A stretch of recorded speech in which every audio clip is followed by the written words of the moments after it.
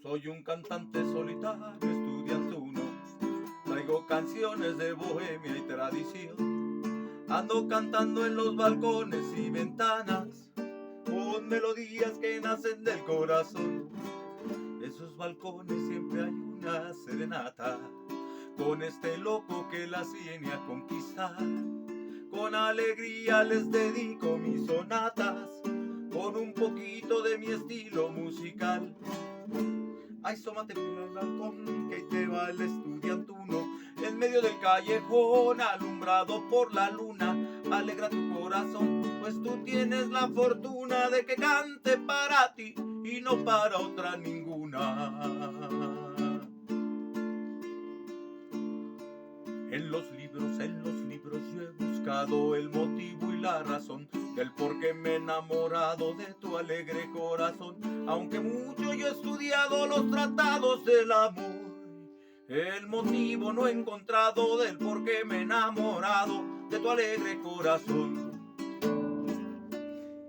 Esto es lo que se escuchaba más o menos, y se presume que se escuchaba allá como por el siglo XVII, siglo XVIII, más o menos es lo que se pudo haber escuchado ya en las universidades españolas. ¿Por qué? Vamos a lo que te truje aquí. Bienvenido a Historias Goleardas. ¿A dónde vamos y de dónde venimos? En la ruta de Compostela, porque ya lo habíamos platicado, tiene que ver mucho con Compostela, con Santiago de Compostela. Retomando el tema, se hicieron las peregrinaciones que iban a donde se descubrieron los huesos del santo, donde se hizo una gran catedral, donde se hicieron varias peregrinaciones que partían desde Portugal, partían desde Italia, desde Francia, porque estaba en el norte de España, en el norte de la península arábiga, de la península de Aragón. Arábiga, sí, es península arábiga. Bueno, se me olvidó. Partían de ahí y llegaban a Santiago de Compostela. Varias rutas de comercio, varias rutas de peregrinación.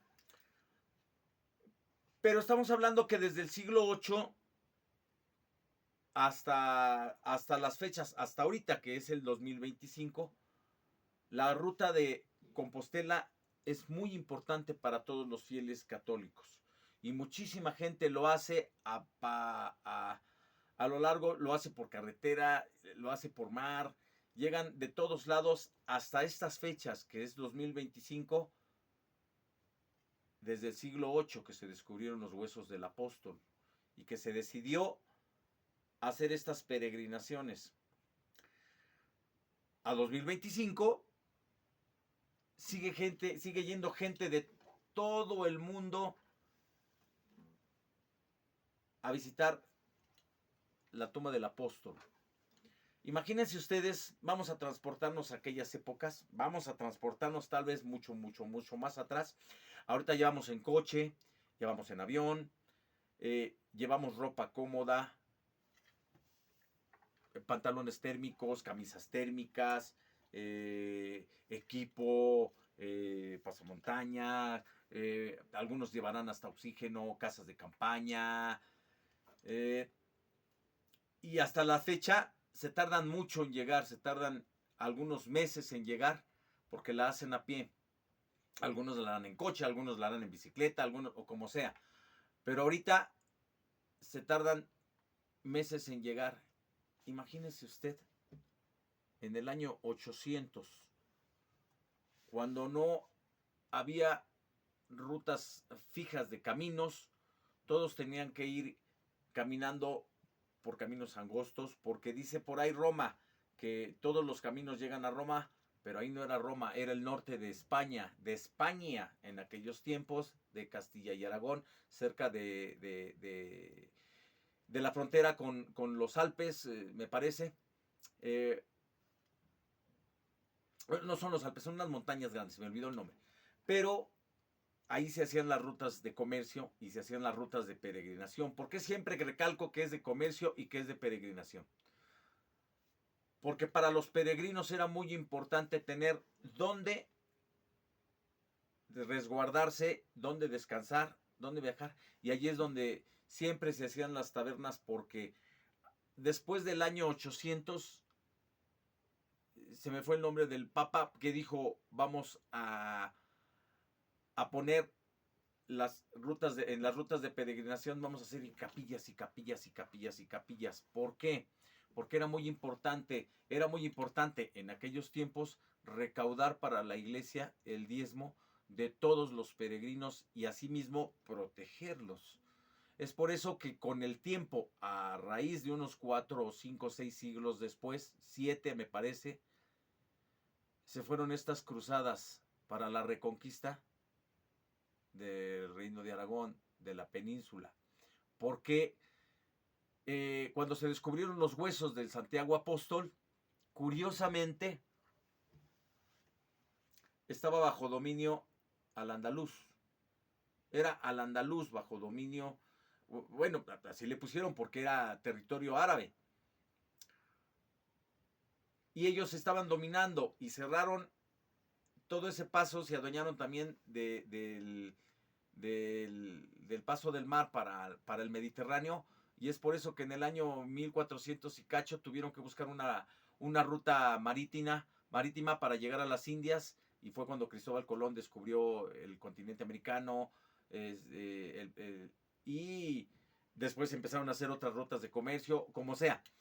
Pero esto pasó ya a raíz del último bastión de la Reconquista, así llamada por los Reyes Católicos, pero no empezó con los Reyes Católicos, empezó 8 siglos de guerras, 8 siglos de conflictos, 8 siglos de batallar y pelear y esto y lo otro, pero hay que recordar que en Al-Ándalus los árabes tenían muy bien su visión, tenían una tolerancia hacia las demás culturas, hacia las demás religiones, pero hay que entender que los musulmanes, la cultura musulmana, empezó por ahí del siglo VI, con Mahoma, con Mohammed, como lo puedan llamar en el lugar, en la parte donde estén. Pero fue a raíz de que a este personaje se le apareció, curiosamente, el arcángel. Y le dijo cómo llevar la cultura. Y porque para los musulmanes hay que entender la religión como viene del pasado, el judaísmo, que para Jesús era un judío, pero un judío, bueno, a lo que nos cuenta la Biblia, a lo que nos cuenta, no nos cuenta la historia, nos lo cuenta la Biblia, que era un judío con nuevas ideas, y después ya sabemos todo lo que le pasó, y después los cristianos, pero para que llegaran los cristianos a ser una nueva religión, como los conocemos ahorita, fue por ahí del concilio de Nicea con Constantino. A raíz de que ya había muchos brotes de cristianos a lo largo de todo el Imperio Romano. Pero hay que entender por qué. ¿Por qué me voy para atrás y me voy para adelante con esto de los goleados? Porque realmente los antecesores de los goleados aparecieron por ahí del siglo, más o menos también por ahí, del siglo VI después de Cristo. ¿Por qué tiene mucho que ver? Porque a raíz de que empezaron las conquistas, a raíz del imperio, los romanos que se fueron hasta Italia, que se fueron hasta... Fue cuando vinieron los musulmanes y empezaron a retomar terreno, y fue cuando se empezaron a pelear por Jerusalén, porque los musulmanes tenían otra visión de lo que era el cristianismo. Para ellos Jesús era un profeta más que apareció en el siglo I. Pero Mahoma era su profeta para ellos, era su Jesús de ellos, es su Jesús de ellos. Y a raíz de eso querían retomar Jerusalén, donde donde está el Muro de los Lamentos y donde está... Es muy importante tener en cuenta esto para lo que es nuestra cultura musical, como tunas, como tunas, como estudiantinas, como rondallas. ¿Por qué? Porque vamos a retomar un poquito para atrás. En el siglo I, cuando apareció Jesús y que entró en Jerusalén, junto con todos sus apóstoles, entre ellos Santiago el apóstol, que es al que nos estamos refiriendo, que encontraron los huesos, y que por eso la ruta de peregrinación. También iba con ellos otro Judas, y Pedro, y Mateo, y todos los apóstoles.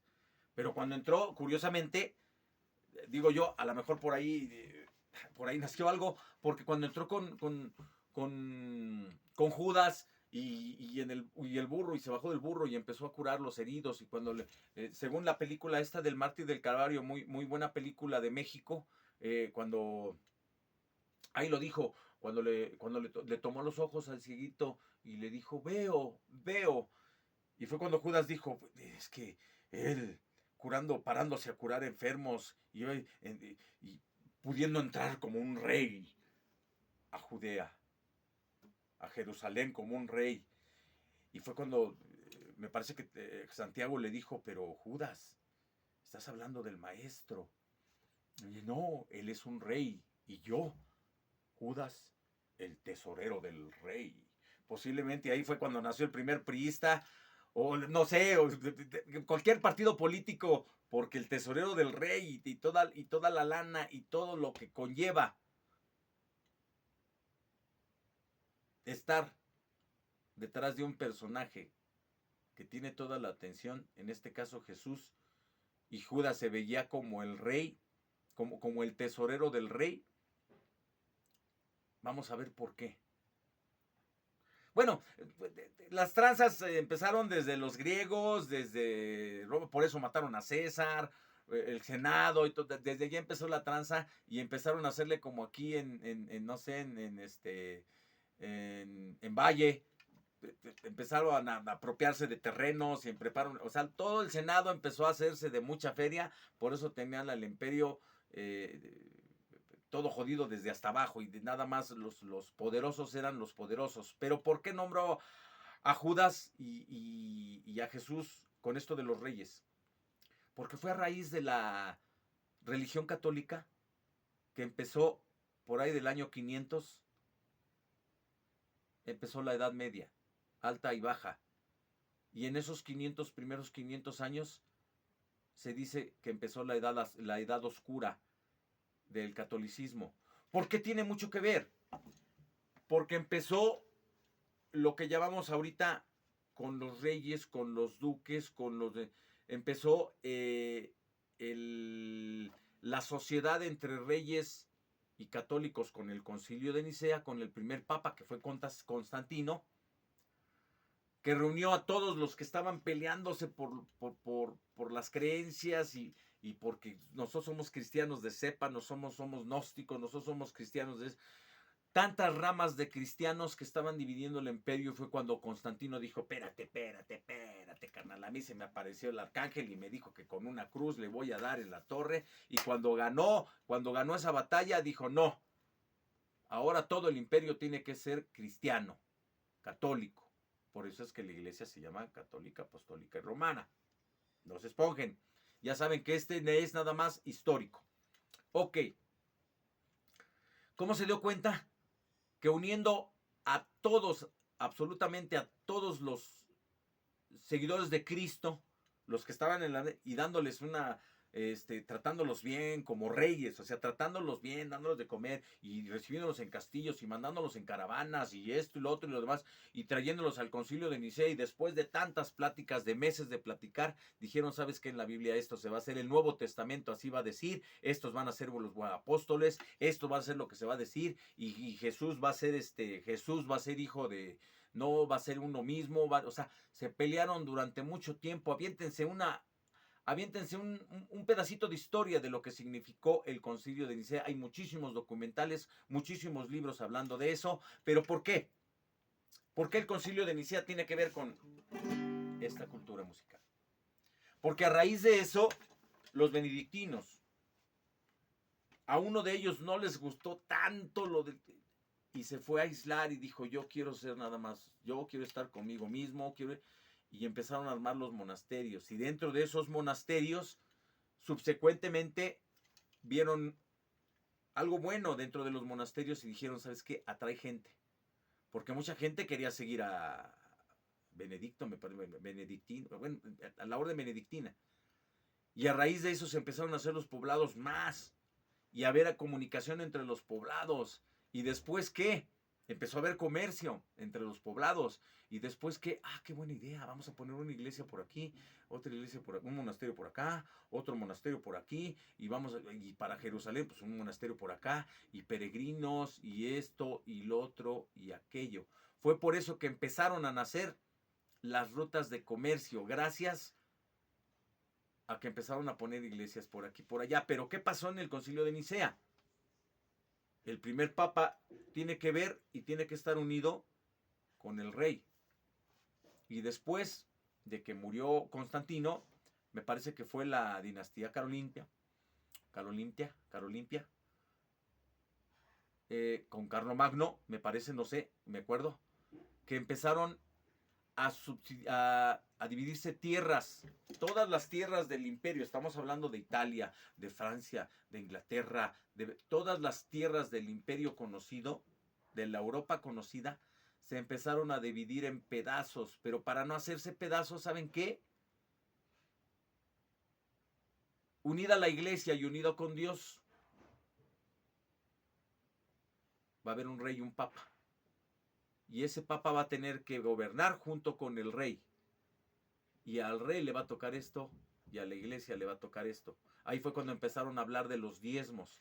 Empezaron a hablar de las tierras que le iba a tocar a la iglesia y de las tierras que le tocaban a los nobles, al rey, porque el rey iba a administrar sus tierras por parte de los nobles. ¿Y los nobles cómo salieron? Bueno, pues para poder tener un rey, cuando se moría el rey se repartían las tierras y se empezaban a hacer pedazos. Antes de poner la regla de que el heredero, el primogénito, iba a heredar las tierras del rey. ¿Qué pasaba con todos los demás? Si el rey tenía 20, 30 hijos, porque también tenían una vida muy corta, ¿qué iba a pasar con ellos? Estamos hablando de siglos y siglos y siglos y siglos. ¿Qué va a pasar con ellos? Bueno, pues como por ahí del año 1200, vamos a hacernos caballeros. ¿Quiénes eran los caballeros? Los hijos de los nobles, que empezaron a recorrer las tierras del reino, buscando fama y fortuna, lo que nos habla en tantos libros que leyó nuestro gran amigo y imagen de nuestra cultura musical, Saavedra, con su obra Don Quijote. Nos habla de los libros caballerescos, pero también de Amadís de Gaula y de todos esos caballeros que en su tiempo fueron trovadores y que en esas rutas de peregrinación andaban con goliardos, andaban con juglares, con segreles, con todos estos personajes bufones de la corte y con todas estas personajes que los acompañaban. Fueron a las cruzadas, pero después de esas cruzadas de recuperar, de empezar de recuperar y perder el reino de Andaluz, de recuperar y perderlo, de para aquí para allá, en esos tiempos andar entre las rutas de peregrinación era muy peligroso.